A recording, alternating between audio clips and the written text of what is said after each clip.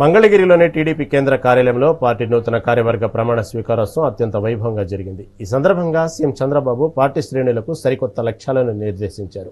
2024 ఎన్నికల్లో వచ్చిన మెజార్టీ కంటే రాబోయే ఎన్నికల్లో మరిన్ని ఎక్కువ సీట్లు సాధించడమే లక్ష్యంగా పనిచేయాలని పిలుపునిచ్చారు. ఈ వేడుకలో పార్టీ వర్కింగ్ ప్రెసిడెంట్గా నారా లోకేష్ బాధ్యతలు స్వీకరించారు. సీనియర్ల అనుభవం, జూనియర్ల దూకుడు మేళవిస్తూ రూపొందించిన ఈ కమిటీలో తొలిసారిగా గ్రామ, మండల స్థాయి నాయకులకు కూడా పోలిట్ బ్యూరోలో చోటు కల్పించి చంద్రబాబు సంచలనం సృష్టించారు.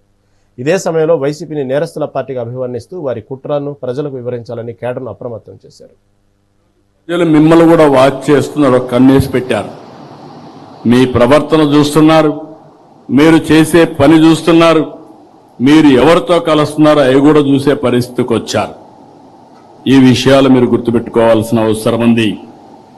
ఎవరైనా అధికారం ఉందని ఎగో ప్రదర్శిస్తే భవిష్యత్తులో నష్టపోయేది మీరు, పార్టీ.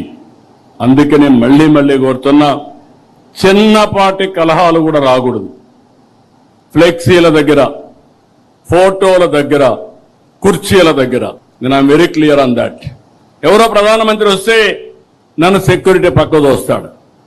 అతనికి తెలియదు, అతను డ్యూటీ ఆయన చేస్తాడు. దానిపైన నేను ప్రధానమంత్రి గారి దగ్గరికి వస్తే నన్ను చేశారనుకుంటే తప్పు అవుతుంది. ఈ విషయాలు మీరు గుర్తుపెట్టుకోవాలి. నేను చాలాసార్లు చూస్తున్నా ఇవన్నీ. అందుకే మళ్లీ మీ అందరికి చెప్తున్నా, ఈ యొక్క మీరు సత్ప్రవర్తన కింది వాళ్ళకు కూడా నేర్పించాలి. We're not only individual leader by virtue of your position. మీకు వల్నరబిలిటీ ఎక్కువ ఉంటుంది. అదే సమయంలో అవతల వాళ్ళు చేసే కుట్రలను కూడా తిప్పుకొట్టే పరిస్థితి ఉండాలి. అదే నిజమైన రాజకీయం.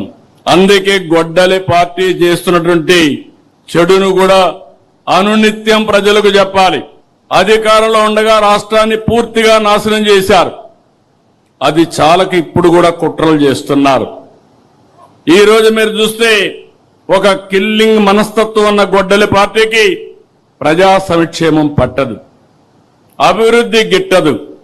రాష్ట్రానికి పెట్టుబడులు వస్తున్నాయంటే విమర్శలు చేస్తారు.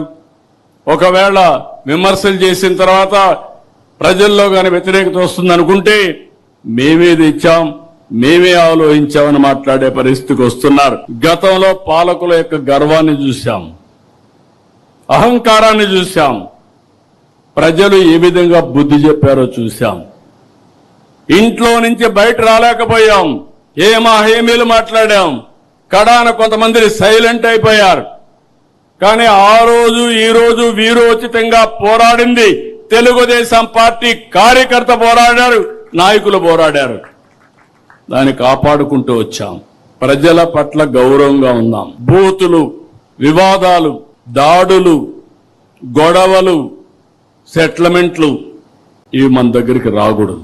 ఈ రోజు ప్రజలు మిమ్మల్ని కూడా వాచ్ చేస్తున్నారు, కన్నేసి పెట్టారు.